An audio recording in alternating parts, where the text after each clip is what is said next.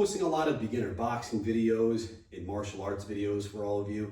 And usually they're like a beginner video that is for entry-level martial artists. I want it to be something that anyone can find and just sort of get something out of it and learn something. But I want to just give you guys a technique for the more advanced and intermediate people. And that's how to fake your lead weapons in Muay Thai or kickboxing.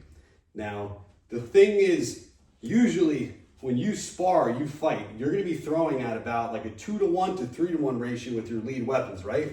So some of those examples are, your jab, that lead low kick, whether you're using an instep from far or you're digging a little bit deeper, you're going for the back leg. You're going to be using things like body jabs, and most of all, the teeps, the lead teep. Like, I'm an orthodox, right? So my left teep is my lead teep. Now, the thing is, what you got to understand about faking in Muay Thai, but really faking in general in any martial art, is that a lot of times we think of feints and feints as this thing that we do to freeze our opponent because we're going to fake like that move is coming. And that's kind of like how you feint the jab, you do things like that. A lot of times when people fake the teep, they sort of, they do that thing where they lift the leg and move in with elbows and stuff like that. But the thing you got to realize as a newer martial artist or fighter about feints is that usually they're set up best when they're landed first, because what happens is when you establish a weapon as a viable threat to the opponent, you're not just tricking the person out, you're actually taking advantage of the way the human body works, where we collect data. And if we get stung by something, we don't want to get hit by it again. So if I start sparring a guy and I'm just feinting that jab, it has its purpose. It elicits some kind of reaction, gives a little pressure. But if I'm able to step in with a nice hard jab right to the nose, I can now establish it as a viable threat to where now every time I show that jab and feint it, it's going to get him to freeze a little bit more than it would if I didn't previously land it.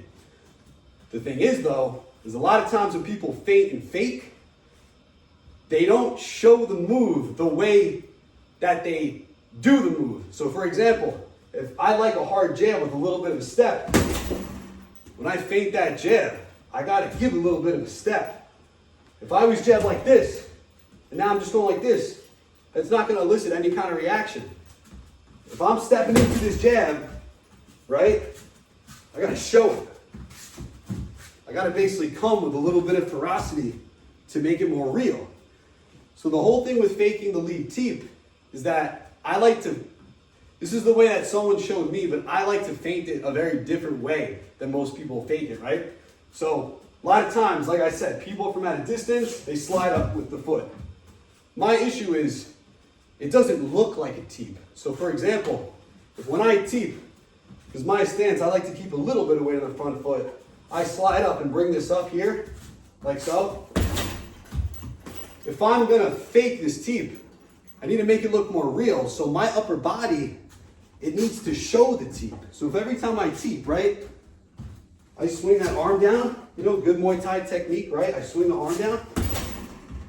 From your perspective, I need to be able to take my left hand and swing that arm down and also show you my foot here, right? So I'll show you from this angle. I'm on the bag. I get my foot all the way up and I swing the arm all the way down. But now what I'm going to do is, because it's a fake, is sort of like the way they throw that up jab in some of these boxing styles. When I'm here, I'm going to pop my jab by throwing my weight back down and sending my arm up. So it's going like this, right? Now once I land this jab off of the fake teep, I can follow up with anything I want, right? So let's say I'm throwing my jab, right? I'm probing.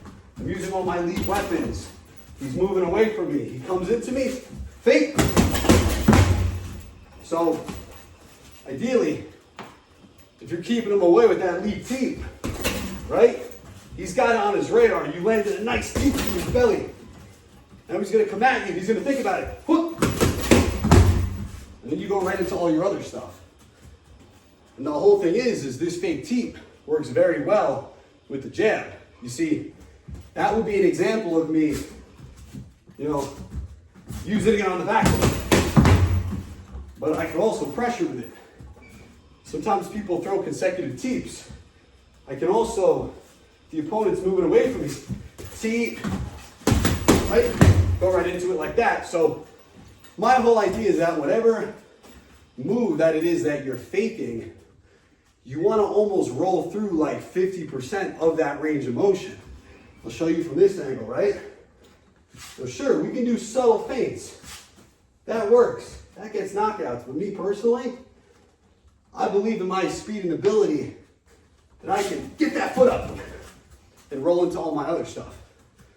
Another thing too, I don't have to follow up with just a jab or hands. I can also go right into my switch kick, right? So let's say, like I said, I establish my teep. Feint him, jab, switch kick. Or I can throw the kick right off of it as soon as my foot hits the floor, right? So I'm here, I establish it. And like I said, I always establish it. I don't, even when I'm on the bag, I don't just fake. I always establish what I'm trying to do. Here, whoop, boom. So just a concept that goes along with the lead teep and the jab. And just practice it. Get on the bag, you know, move around, work your lead weapons, try to use them well together. And on the back foot, feint, boom, right into your favorite stuff. So just a little, you know, piece of information you can try out.